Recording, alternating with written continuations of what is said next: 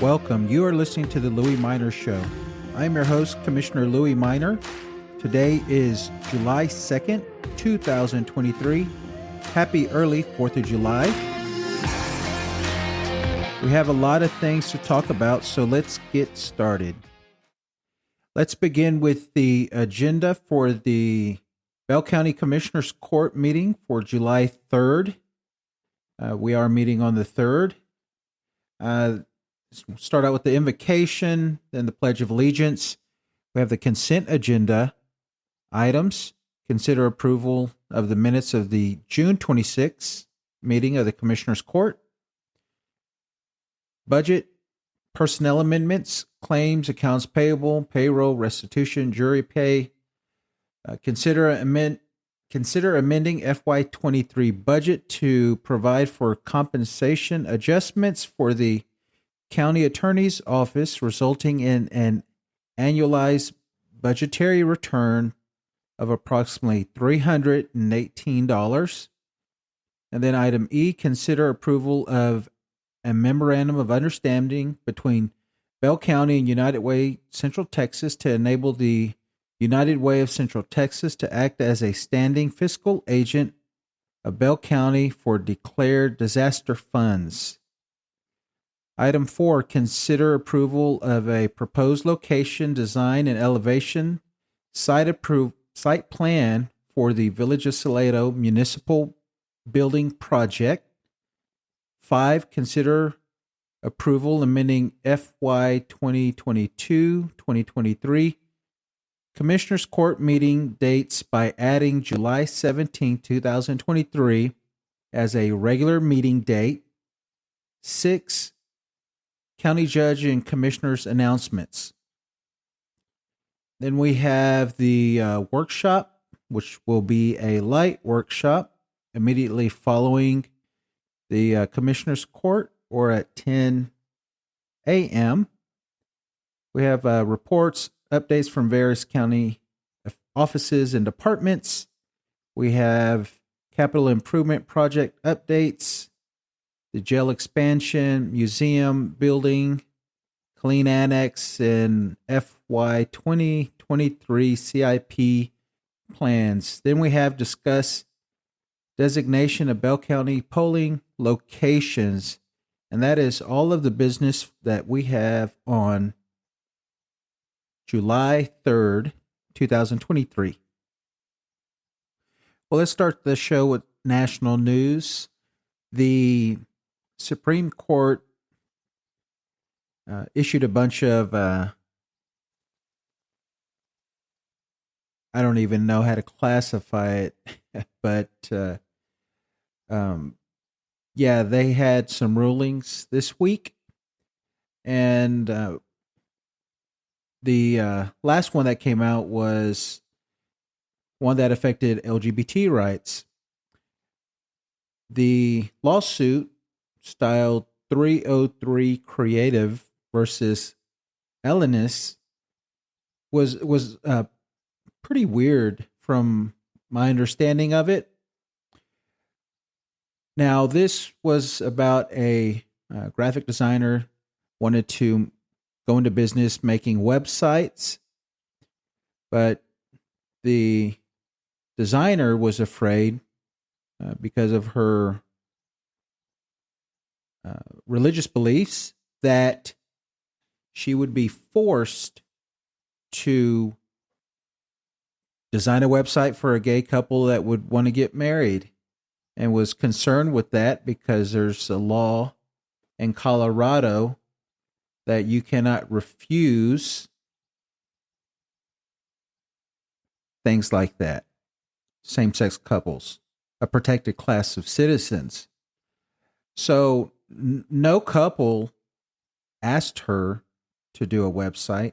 I don't even think she was in business yet. Yet she brought this lawsuit, and it made its way all the way to the Supreme Court. And the Supreme Court voted 6-3 with Lori Smith and said that her free speech, guarantee of free speech, is is protected and exempt from that law. So if you're in business and you claim a religious exemption, I guess you can discriminate now if you don't see something you like, if you see something against your religion. So I think that is going to open up a Pandora's box. I really don't think they understood. I mean, I think they do understand what they did, but it's going to be a detrimental effect for our country. I could see that being applied to housing, being applied to work, being applied to a lot of things outside of the LGBT community. Who knows what it could be applied to? Like I said, it was very broad, very open ended, and that is scary. The other two things that they ruled on this week was the President Biden. He had canceled school debt for millions of people. I think it was $10,000, and he was sued by a bunch of Republican states, not Texas, surprisingly, but a bunch of other Republican states. And it went all the way up to the Supreme Court. And the Supreme Court said that he did not, but he being the president, did not have authorization to do that.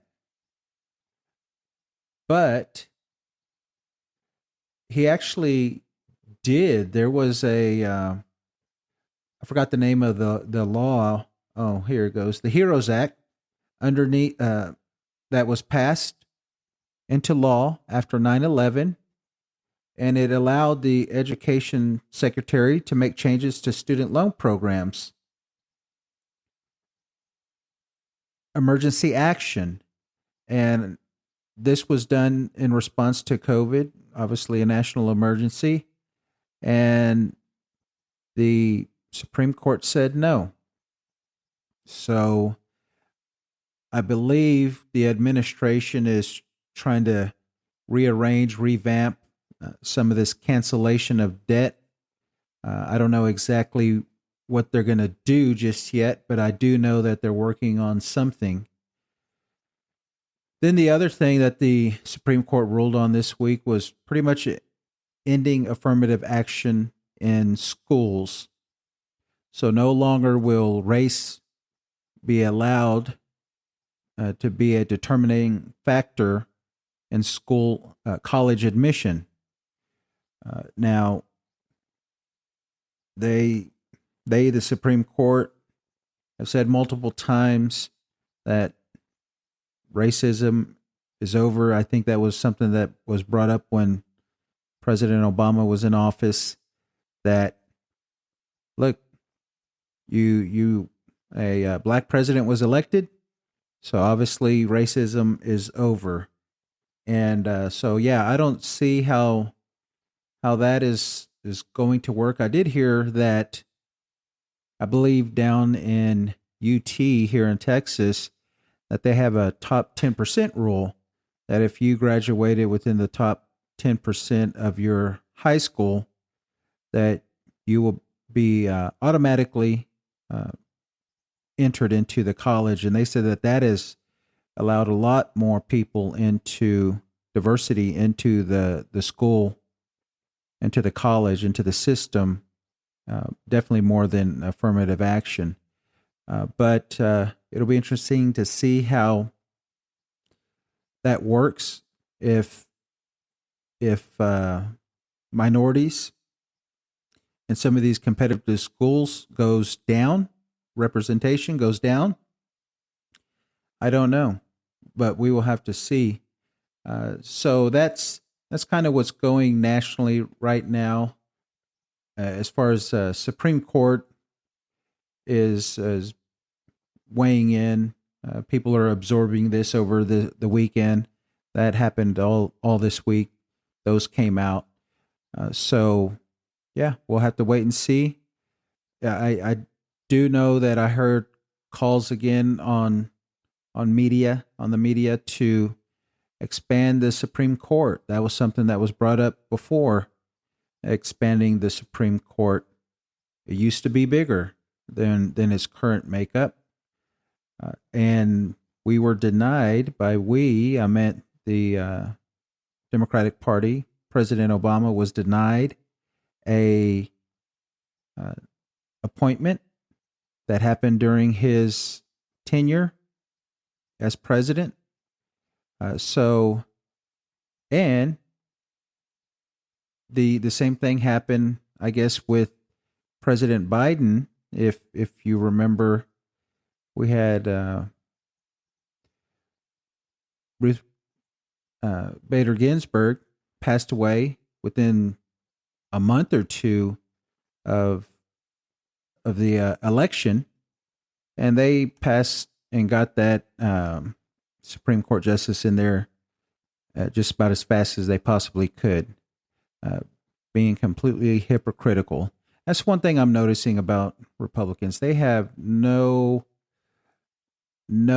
problems, no qualms, no character. They have no problems being hypocrites. No problems at all. Yeah, it's disgusting, but that's their party. I mean, look who's in the lead for president. Donald Trump, multiple federal indictments, and he said even if he's convicted, he will still run for president.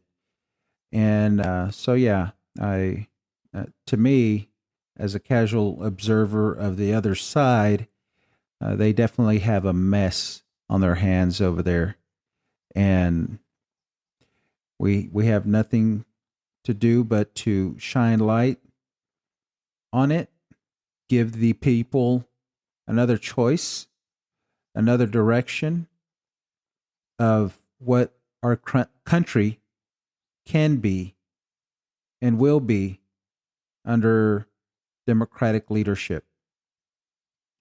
Now, here in Texas, we've had the start of a second special session focused on property taxes called by the governor. The first special session was not productive. Nothing came out of it. The House came in the first special session, immediately passed what they had passed before, gavelled out, and went home. The Senate stayed for the entire 30 days, came out with their plan, and there was no one there to confer with. So now, from all my reading, it looks like the governor is siding more with the Texas House plan versus the Senate plan. So that's creating some tension between the big three, the Speaker of the House, governor, and the lieutenant governor. But it'll be interesting to see what winds up coming out of that for property tax relief. It's going to be focused on schools because that's where a majority of everyone's property taxes come from is the schools. So there's talks out there of doing exemptions of up to $100,000 from your property taxes, then just buying down the state contributing more money to schools, to their M&O, maintenance and operations, and that will bring it down. Now, I really am interested to see how that mechanics will work, because the school districts, they've already have a tax rate. So, I mean, they're going to get that money. And even if they do no new revenue rate, they're still going to get that money. So if the state, starts paying more in M&O, then how's that money going to get offset and returned back to taxpayers? Because budgets are getting ready to go out, and tax rates are ready to get set. And yeah, it's definitely going to be interesting. And this is only for 2 years. This is going to be a 2-year fix. So yeah, they have a lot of things to figure out. I think a lot of people they want something. We want something. Taxpayers want something, but we don't know what that something is. Now, Republicans have been in control of the state for over 20 years, 30 years, probably closer to now. And they're fighting with each other over having too much money and not knowing how to give it back to the taxpayers. I heard on another podcast one of the commentators mention that if we have too much money, one or two things are happening. Our taxes are too high, or we're being underserved. And I think the latter is happening. We're being underserved in all branches of government, city, state, county. The citizens are being underserved.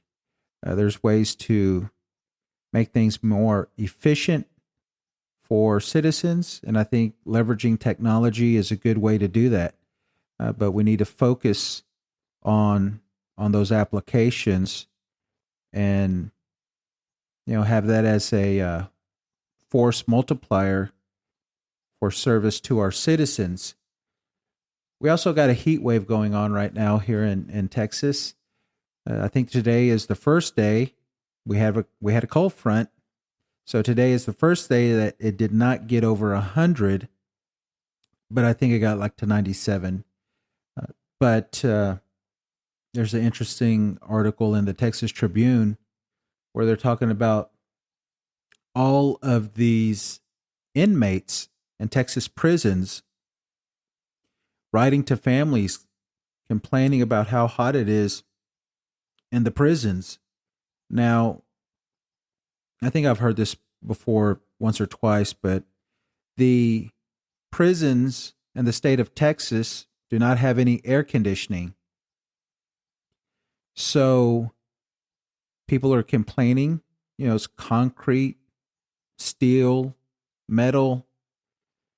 Inmates are complaining that it's over 130 degrees in the jails and the prisons. And that is just wrong. We have a duty to care for people. We have a duty for their health and safety. They're there to serve their time to society for the crimes that they committed, but they are not there to die and suffer.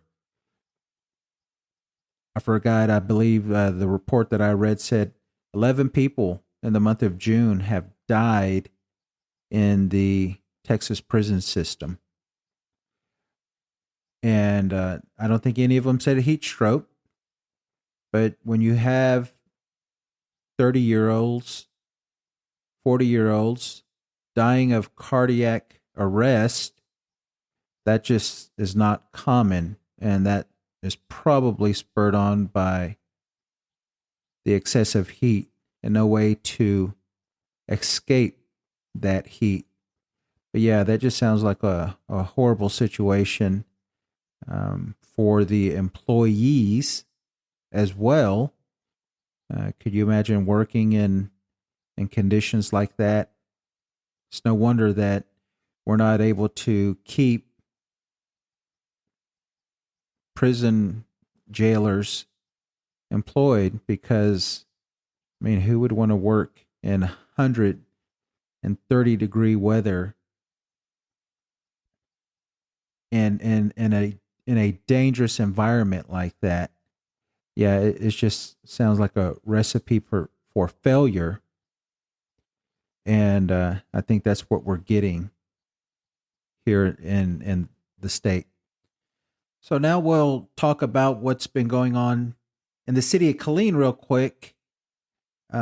We still do not have a new council member that would be appointed by city council to fill the vacancy that was left by Ken Wilkerson. They had some people interviewed. Well, they did the interviews, and they were supposed to appoint one of the developer's daughters, but that was nixed. And now I don't think anyone knows what's going on, at least the public, and why they did that. But I believe by mid-July, from my understanding, that person will be appointed. Now, city elections will be going on May of next year, and that will be for all of the at-large positions. That's going to be including this one that is appointed and the mayor. So, yeah, I guess we will see who they appoint. And as a condition of that appointment is if they are not going to run in May or not. I don't know. I think that was something I was told that they were talking about, but I don't. Yeah, like I said, no one knows, and you couldn't stop anyone from running, even if that was something that was put out there. The other thing is a citizen is floating around a recall petition for two members that are at large city council members, Jose Segarra and Ramon Alvarez. And the reason why they want to recall them, at least from what I read online, was for their support of Proposition K. Well, I have no earthly idea what Proposition K is, but I think they mistakenly meant to reference Proposition A, the marijuana decrim ordinance. They had this week, I went to city council and spoke to city council, but they were voting on making a payment to the law firm out of Dallas that is defending Proposition A, the marijuana ordinance. And I believe the bill that was approved to be paid was $42,000. And some of the council members, well, one of the council members didn't like that. And so after hearing from the citizens, they raised, or they put a cap on legal spending, at least for now. So they have it at $100,000 to spend on the legal defense of the city of Killeen and its marijuana ordinance against Bell County. But something interesting also happened with the Supreme Court in reference, at least in my mind. And it was a lawsuit brought on by Texas and Louisiana, suing the Biden administration for their priorities of work or priorities of arrest and removal for illegal immigrants. And I guess this is something that's been going on for quite some time, but presidents will come out with these priorities of removal because even like the federal government, there's a limit on funds. So they set up these priorities of removal. The arguments from the state of Texas and Louisiana was, you have all these laws on the books. We just want you to enforce them. And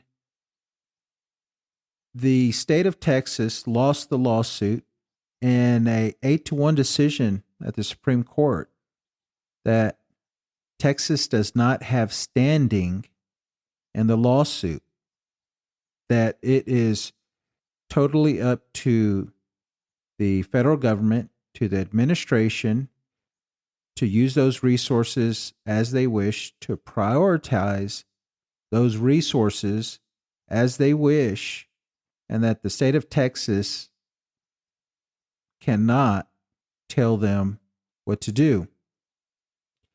So I am thinking of that from a resident of the city of Killeen. To me, it's the same thing. Bell County, prior to me getting on to the commissioner's court, voted to sue the city of Killeen over their priorities, their ordinance that was passed by the citizens, that we don't want law enforcement arresting low-level marijuana. There's other things that they could be doing, other things they could be focusing on. And that's what we as a city wants our law enforcement to do, our police to do. And Bell County came and said, no, we want you enforcing that. We want you enforcing everything. So I kind of see some parallels with this case. And that is something that is at the Third Court of Appeals now. Does Bell County have standing in this case? I'm going to venture no. The district court here in Bell County said they did. So that's why they immediately appealed it, and that's why it is at the Third Court of Appeals. And I would expect a favorable ruling at the Third Court of Appeals. So then that means it would go to the Texas Supreme Court, and yeah, up from there, only up from there. But yeah, it's I see a lot of parallels. So that's what's going on in the city, from my understanding. A lot of good things going on in downtown as well. They had a downtown event last night for 4th of July. A bunch of businesses are starting to come to downtown. Buildings are being revitalized downtown. It's really exciting to see, and the county is going to have a part in that. We're going to build a brand new Killeen Annex in downtown Killeen. I don't know how big yet. We're still working on that, but we've been talking about doing 2 stories. We've been talking, the budget as of right now is $10 million. And I see that as an anchor to downtown Killeen. It's going to spur reinvestment. We already have investments going in downtown. City of Killeen is investing. Residents and businesses are investing. And it's really exciting to see the beginnings of a revitalization to downtown, because you see it. You see it. 2 brand new businesses opened up in downtown Killeen yesterday. I went to those. It was a boba shop and a photography studio. So, yeah, it's exciting things are happening. And like I said, I'm just glad that the county is going to be a part and a key player in that. So finally, we'll end with what Bell County has been up to last couple of weeks since the last time I did my show. We've been working on the budget a lot. It's very lengthy, very time consuming. This is my first time doing a budget for a organization, a government organization like this. And it's interesting to me that we got to go line item by line item, every paper, fuel. I mean, it all adds up. I understand that, but I mean, very, very rarely do, well, almost no time that I can remember, do you ever see government spending going down. I think it's ingrained that government continues to grow and as the community grows. But yeah, it's very interesting. Like I said, we're talking to elected officials, department heads, outside agencies that have funding requests, and seeing how it all comes together. And yeah, it's a lot to go through, and staff does a great job. The other elected officials, they do a great job of putting in their requests, submitting their budgets, coming and presenting them to the commissioner's court, having a great open and honest discussion of their needs, what they're projecting for the next year, and pay. Pay has been one of the biggest things that I've heard since I've been on the court since January, is how much the pay is off. And they told us earlier in the week, I guess last year, they were talking about pay. Obviously, they did a pay study, and that Bell County was way off on a lot of pay for its employees, and also for the elected officials. What the state average is for comparables doing the same job. So we're taking those things into account, but now it's definitely. I had said this in court that I think it's biting us now, that you have pressures for inflation, you have pressure to other jobs in surrounding counties that are paying more. The civilian sector is paying more. So you have all these pressures for the county to retain employees and also to recruit employees. And earlier this year, we voted and gave a significant pay increase to jailers at the county jail and at the juvenile jail. We gave a significant increase to DA attorneys, assistant district attorneys. We gave a significant increase to court reporters. And yeah, it just goes on and on and on. But like I said, I think that's we got a lot of ground to make up, because historically the commissioner's court has not kept up with those salaries, and it's evident by how far behind we are. So I'm going to do everything I can to advocate for as economically efficient as possible, that we can do pay raises for its employees. Because like I said, if you have an employee that's barely starting out in any position with the county, name the position, any position, and they have to pay for family, medical, and dental, it's almost unaffordable. It is unaffordable. And that's something that I'd really like to address for the employees, is that part, because like I said, it's not affordable. Your most of your paycheck is going to probably be going to your dental and medical for family. For the employee, it's great. You almost little to no out-of-pocket cost for the employee. That is great.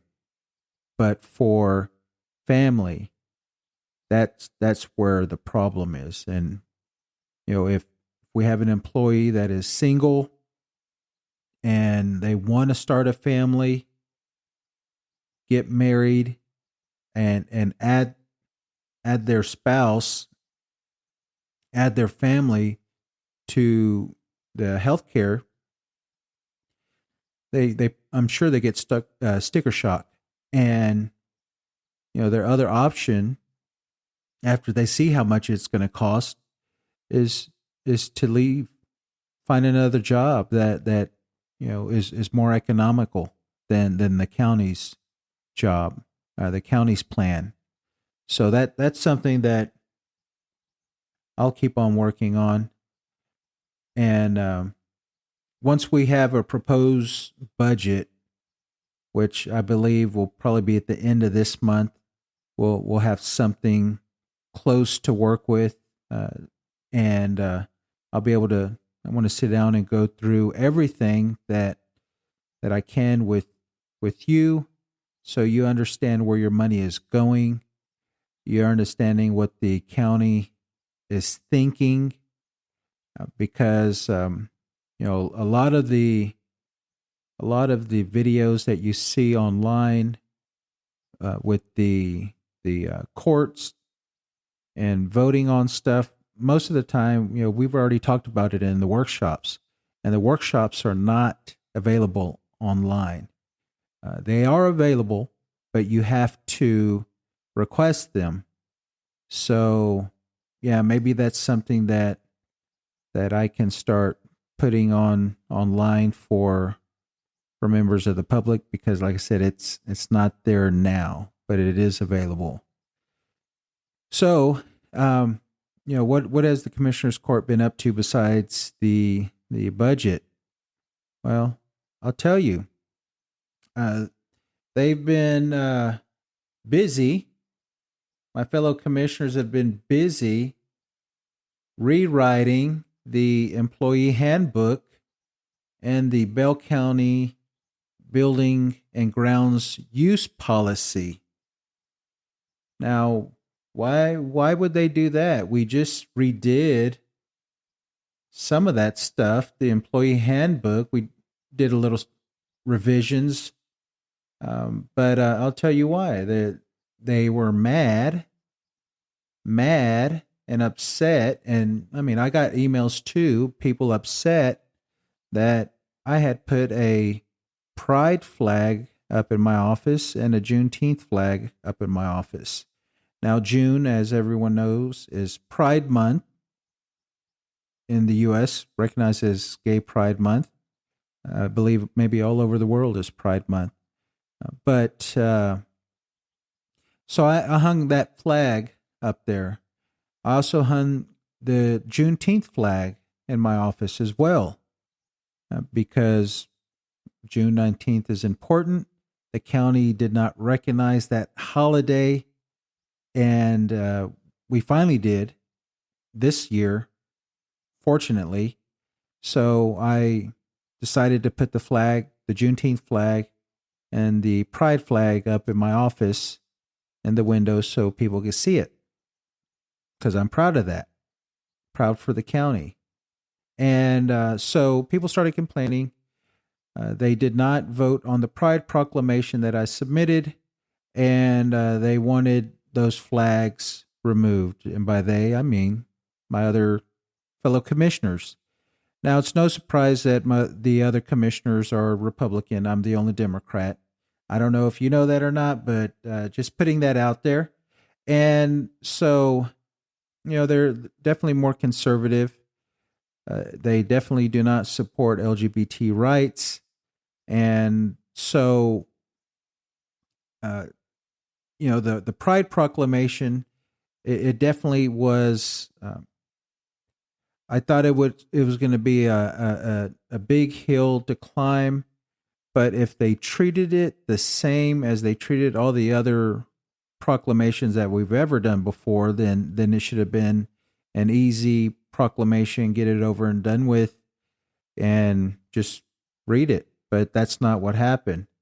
Instead, they went on this nearly 1 month long attack on LGBT rights here in Bell County, primarily against me, to try and stifle my freedom of speech. They amended the ground use policy to include elected officials. They amended the employee handbook to include elected officials. And then they brought it up to workshop. Now, in that workshop, I told them my concerns, that I thought that it not only violated my freedom of speech, that prohibiting flags on county grounds that are outside of what they voted on, what they changed it to. They pretty much changed it that you cannot have another flag on county property unless it's the U.S. flag, the state flag, or the county flag, which is okay. I mean, I'm not against any of those flags. But what I said in the workshop is that, I'm more concerned for the person that's, the county commissioner's court building, the historic courthouse. That is the prime location of political speech. A lot of events happen there, political events. Candidates go there and make announcements and proclamations, and just a myriad of things happen at the historic courthouse. Now, if someone wants to have a Trump 2024 or a Biden 2024 flag flying with this new amended policy, they're not allowed to be on Bell County grounds. Not with that. So that was my concern. Now, they sent this off to the county attorney for his opinion. Now, I don't think he's a constitutional expert, a law expert, civil expert, or even a, governmental law contract expert. But, I guess he had his 2 cents to throw in, and he said he didn't think it violated any of those. I think that's wrong. But we'll have to see about that. What I did was I took the flags down, and I wanted to get a legal opinion from the Attorney General's office.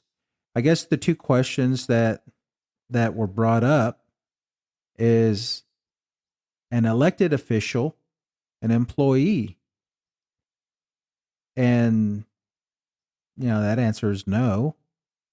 And then number two is, can they restrict a flag in the building? Now, I think they can. I'm not arguing that, but to employees, I think they can. To elected officials, I don't think so. And but the interesting thing here is they told me that, hey, you have whatever you want in your office. The flags are in my office. They're just visible from the window. They're placed in the window. So they said you can have whatever you want in your office. That's not a problem. But to me, I don't understand the difference between the window versus a few inches over.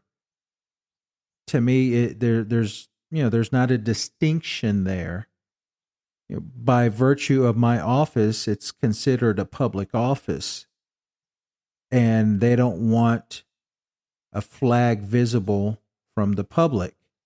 So, yeah, I think it's going to be interesting to see what comes back, if anything, from the Attorney General. I think they said it takes like 6 months to get an Attorney General opinion back. So we'll definitely have to see what what happens there. I know this week I'll probably make sure that we sit down and meet so we could get that sent off. But yeah, I'm a big advocate for freedom of speech.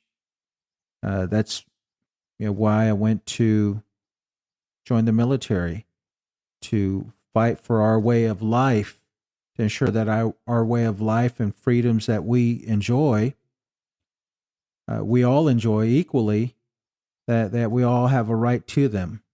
And that I think that we should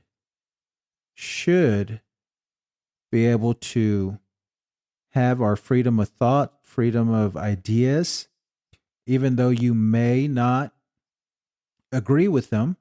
I don't agree with everything that they do, and I'm sure they don't agree with it, everything that I do either. But there are a lot of things that we do agree on. Making sure that we have a responsible government to our people, to Bell County residents, making sure that we're safe, making sure that any type of development is planned properly, making sure that the roads are safe and good maintenance done to these roads. Economic and health of our county is important to all of us.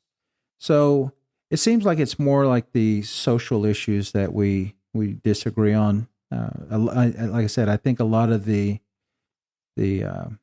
functioning of the government, how the government works, how it's funded, how dollars are spent, we're pretty close in line. But more of the social issues, I think we could we're way to the left and to the right of each other.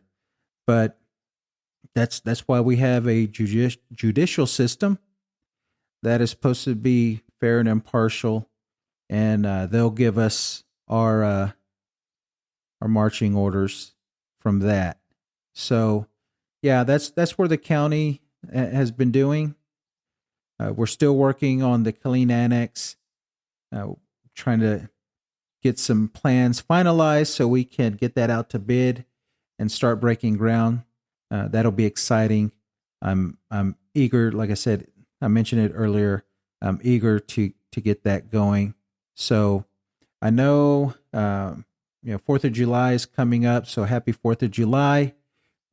We'll be the commissioners will be going to the Northeast County Judge and Commissioners Association meeting in Galveston the week of the 17th.